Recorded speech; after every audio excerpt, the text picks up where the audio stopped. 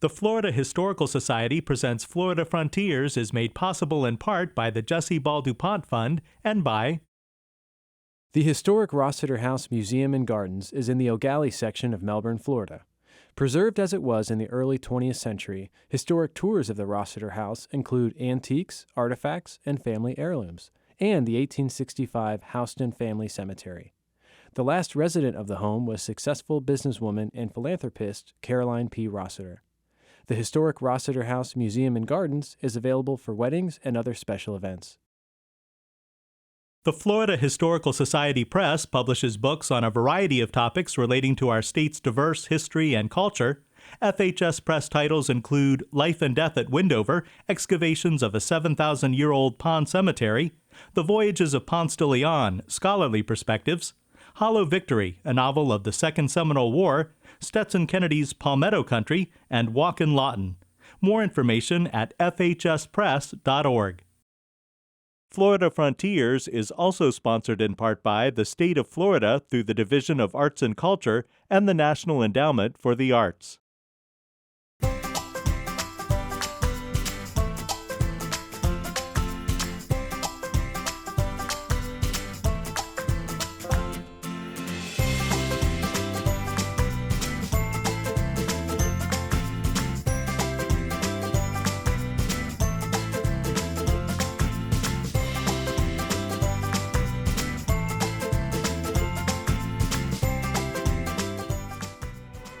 At Florida Southern College in Lakeland, one feels the influence of the great American architect, Frank Lloyd Wright, who designed many of its buildings. The college was planned to be in harmony with the Florida landscape and climate, and it's fitting that Florida Southern offers an outstanding course in architecture.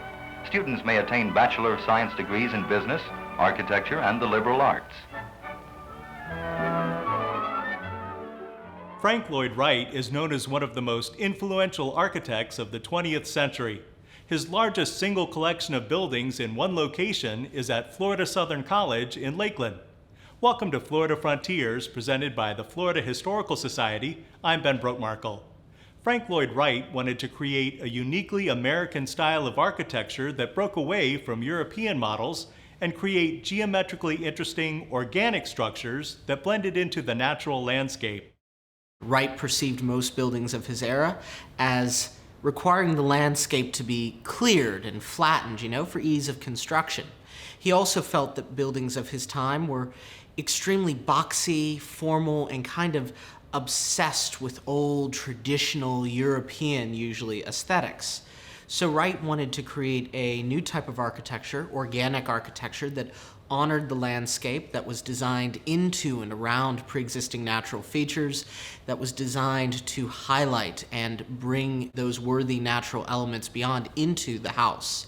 He also strove to create a much more free-flowing and ambitious geometric language, breaking the box, as he would say, creating much more informal, comfortable living and working environments. What Mr. Wright intended always for anybody who lived in his work to experience, and that is bringing the outside in.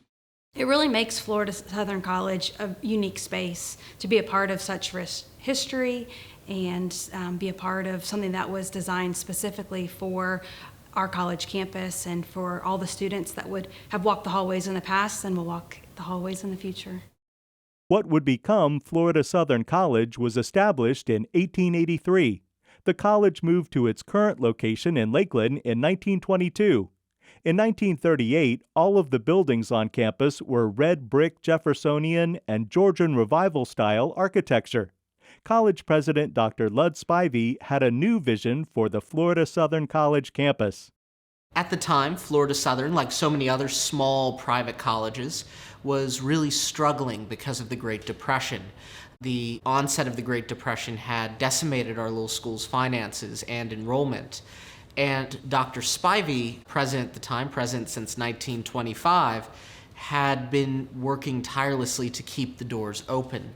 He had a vision, though. He believed that if he could find something big and bold that he could do with his little college, that it would get the school back on the map and truly back on its feet. Dr. Spivey saw photos of Wright's recently completed Falling Water in multiple publications in 1937, going into 38. He did a bit of research, and he believed that if Wright were to design for the campus, he would produce something unlike anything the world had seen before in terms of higher education. With the concept of a modern, perhaps even futuristic college campus in mind, Dr. Spivey made the bold move of contacting Frank Lloyd Wright directly with a short but impactful message. He sent a telegram off to Frank Lloyd Wright in early April 1938. The telegram reads, "Mr. Wright, desire a conference with you to discuss the construction of a great education temple in Lakeland, Florida. Please collect wire when and where I can see you." Wright responds, "Come meet with me April 28th at Taliesin for your conference." Taliesin being his Wisconsin estate and studio.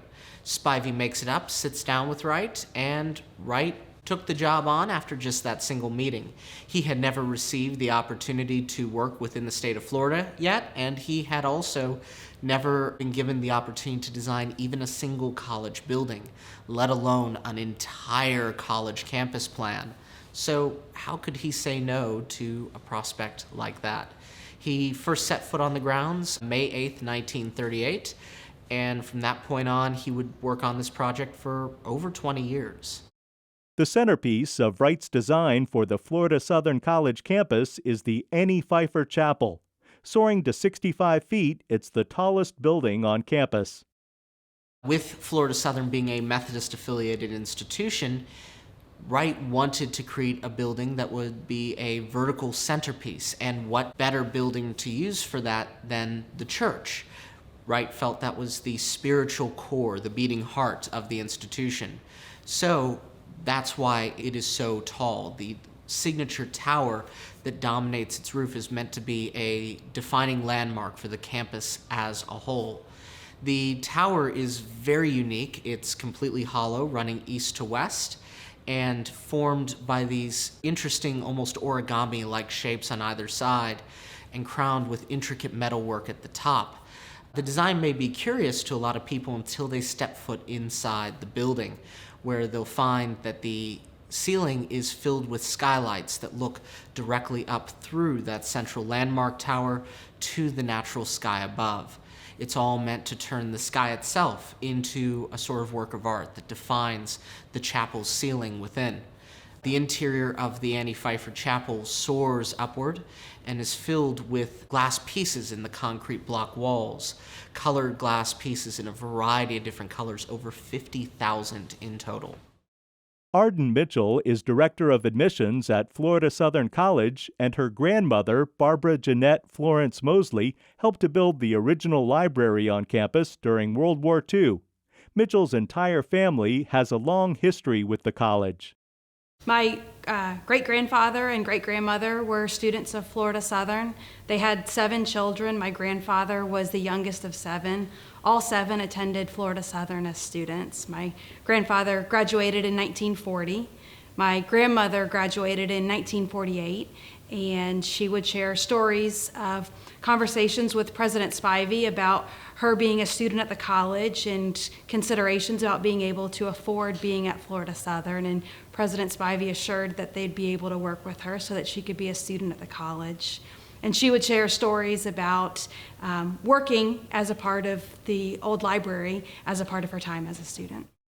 Dr. Spivey had allowed students to work for tuition on our various Wright design buildings. All of Wright's buildings, to some degree, had student involvement as a result, but the first 5 built during the Great Depression era were built, and World War II, were built entirely by student hands.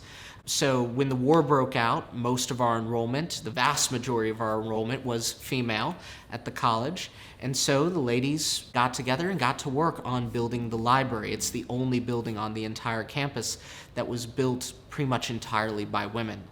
To know that she has involvement in what's become such an important part of Florida Southern College and the campus and the history. My middle name is Mosley, which is my grandmother's maiden name, so I feel a special connection to her, carrying her name on as a part of my own. She was very involved in the church, studied Christian education as a student at Florida Southern.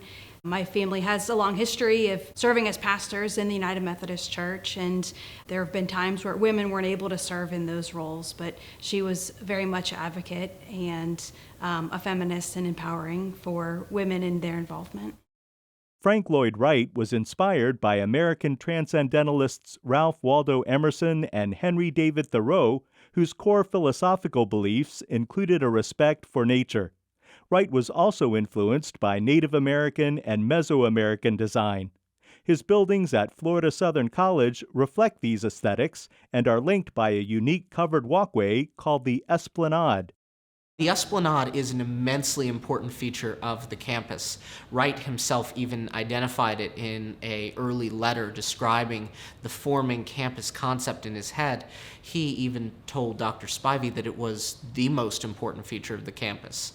From a functional standpoint, it's a wonderful feature for the climate. It connects almost all of Wright's buildings together. It reaches over a mile in total length as his longest covered walkway system in his career. So you can go from building to building of his design and be perfectly sheltered from the sun, from the rain, and of course it's going to generate a nice breeze, helping to keep people cool on those hot Florida days. Beyond that, though, it is also much in the same way that Annie Pfeiffer's Tower is a vertical landmark for the campus. The Esplanade is meant to be a horizontal, unifying element. It doesn't just connect to the buildings. It often seamlessly merges with the facades of the buildings themselves. Wright wanted the buildings to feel as though they were parts of a whole, and the Esplanade is largely how he achieves this. The Esplanade really is there to make the buildings feel as though they're all working together towards a greater purpose, that they're all parts of a whole. Frank Lloyd Wright began his work at Florida Southern College in 1938, the year after he completed his most famous house, Fallingwater, in Mill Run, Pennsylvania. 20 years later, after Wright's last structure was built at Florida Southern, he completed the design and construction of his most famous public building, the Guggenheim Museum in New York City. 12 of the 18 buildings that Wright designed for the Florida Southern College campus were built. 1946 ground was broken on the two administration buildings, the Watson and Fine admin buildings, which are a really great statement for Wright's organic architectural ideas. They were designed with plentiful balconies, terraces, and even gardens and planter boxes, as well as being designed in tandem to work with the neighboring water dome. The water dome was completed in 1948 as well. It's the largest Frank Lloyd Wright designed water feature ever constructed, with a pool that spans 160 feet in diameter. When run at full power, the fountain jets will create a full dome, rising up 45 feet in the air. However, Wright never saw it functioning to any degree. He only ever saw it as just an open, circular pool of water. When the fountain was first installed in 1948, Wright discovered that the technology just didn't exist yet to create this dome of water that he had envisioned. And so he told Spivey and the college to just leave it incomplete as a circular reflecting pool, with the whole idea that someone someday would be able to come along and figure out how to make it work. The fountain jets were implemented in 2007 as one of the first major steps in our ongoing campus restoration efforts. Lloyd Spivey retired as president of Florida Southern College in 1957, and Frank Lloyd Wright passed away in 1959, ending work on the architect's master plan for the campus. Construction did continue, though, during the 1950s. In the 1950s, there were 3 different Frank Lloyd Wright buildings built, including his 2 largest structures and one of his smallest structures on the campus. We had, during that time, the Ordway Industrial Arts Building, a large industrial arts workshop space, which contains Wright's only built theater in the round design. That was built 50 to 52. Then, after that, built 54 to 55, is the Danforth Chapel, which is our wedding chapel. It's compared to the Annie Pfeiffer Chapel. It's a much smaller, more intimate space for smaller, more intimate religious functions, again, like weddings and daily prayer services, Bible studies, Sunday schools. The Danforth Chapel is particularly noteworthy because it contains Frank Lloyd Wright's last ever art glass window designs, which was very interesting for him to put in that building, given that he hadn't designed any art glass windows for any buildings for a period of about 30 years. So it's something that, of course, the college today is very proud to have. The final of the original 12 buildings to be built was the Polk County Science Building, which is also the largest of Wright's buildings on the campus. Built 1952 to 58, the building is a actively used classroom, laboratory, faculty office building, and it contains a lot of cool features, like Wright's only constructed planetarium. It also contains just ever so slightly shy of a full 50,000 usable square feet on its own. So it was a very large, dramatic structure, especially compared to some of the smaller buildings of Wright's design that precede it. Part of Frank Lloyd Wright's grand design for Florida Southern College included an adjacent neighborhood of what he called Usonian houses. In 2013, one of those homes was finally built as a museum.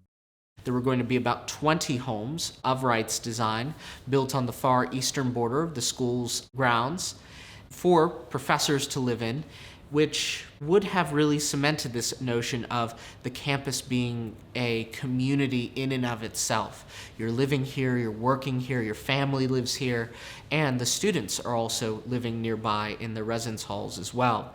The reason it wasn't built back in the day is very simple reason, same with the other 5 buildings, funding. Just Dr. Spivey tried for about 8 years and couldn't get any funding for it.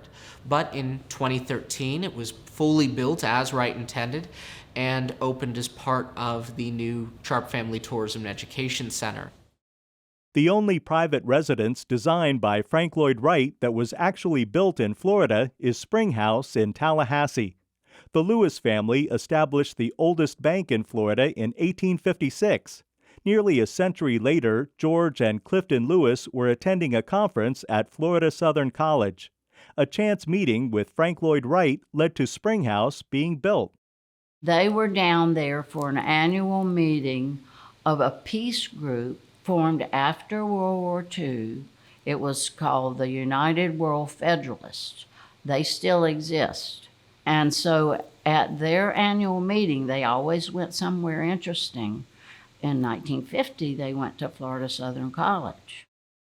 When the Lewises learned that Frank Lloyd Wright would be at Florida Southern College at the same time that they were, the couple decided to approach the renowned architect. And when they were at Florida Southern, they did not know Mr. Wright would be there. But they were at their meeting, and he was there for the opening of the new administration building. That would have been a big deal. Everybody who had given money, the students who had built the buildings that were there. My mother found out, and she picked up a newspaper that she didn't usually read when they were down there, and saw that Frank Lloyd Wright was going to be there the same time they were. And she was so excited. She said, "George, do you think we could try to go meet Frank Lloyd Wright after our meeting is over?"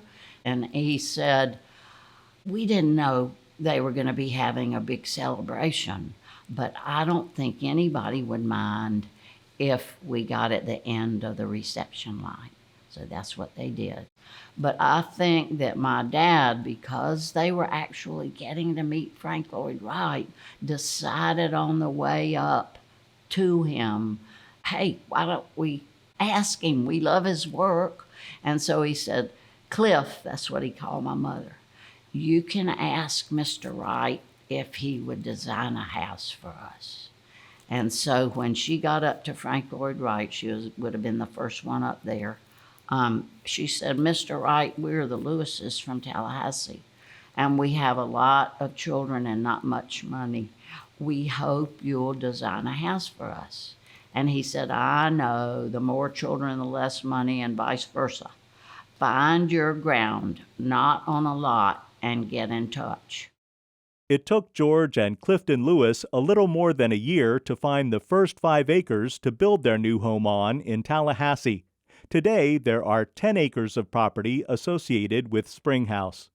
And the reason they bought it is it had some beautiful live oak trees on it, but there was a freshwater spring. It wasn't the kind you could swim in, but it bubbled up. You could see it down there at the spring head that had a 8-foot clay natural wall, and down at the bottom of it was the spring, freshwater spring. There were crawfish and turtles, and it ran to Lake Jackson. It put fresh water, huge Lake Jackson down there, a quarter of a mile from here.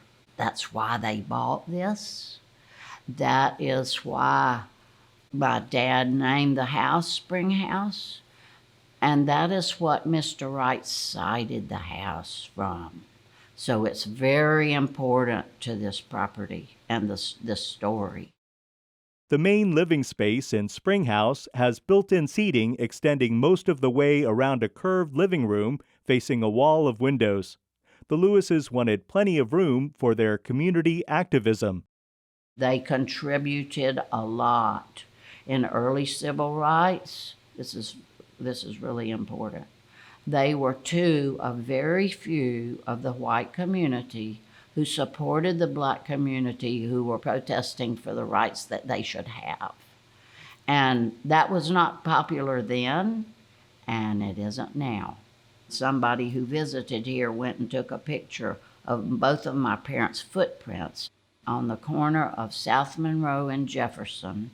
There's a stretch in the sidewalk of the memorial made for those days and the people who participated most at that time. Of course, most of them were the black community, but my parents and a couple of other couples' footprints are included with everybody else's there. Some of the very first integrated meetings in Tallahassee to try to help integration be as peaceful as it could were out here.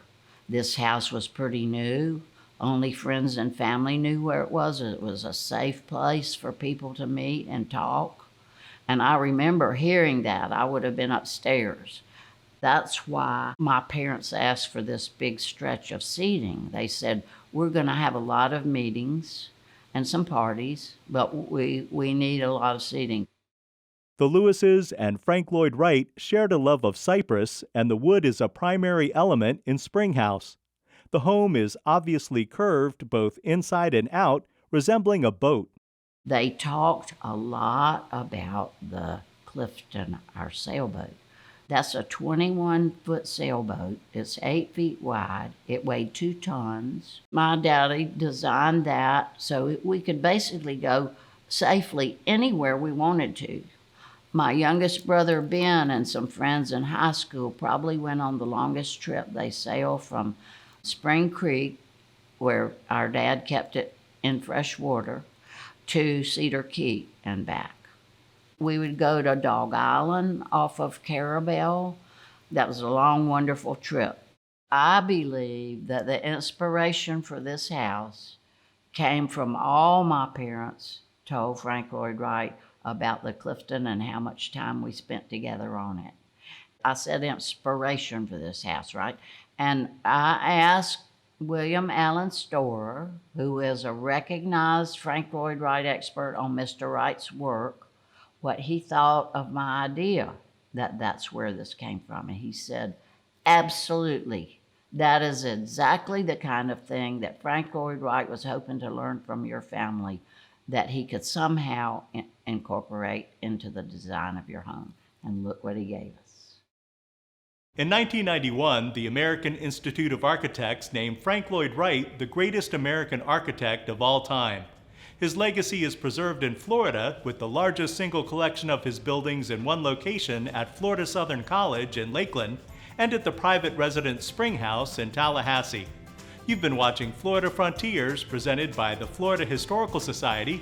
Visit us anytime online at myfloridahistory.org. Thanks for joining us. I'm Ben Broke-Markle.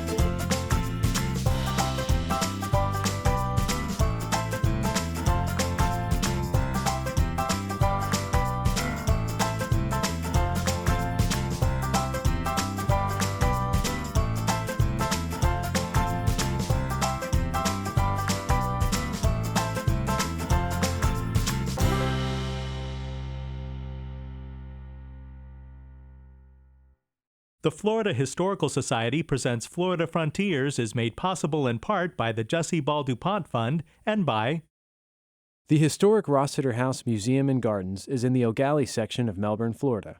Preserved as it was in the early 20th century, historic tours of the Rossiter House include antiques, artifacts, and family heirlooms, and the 1865 Houston Family Cemetery. The last resident of the home was successful businesswoman and philanthropist Caroline P. Rossiter. The historic Rossiter House Museum and Gardens is available for weddings and other special events.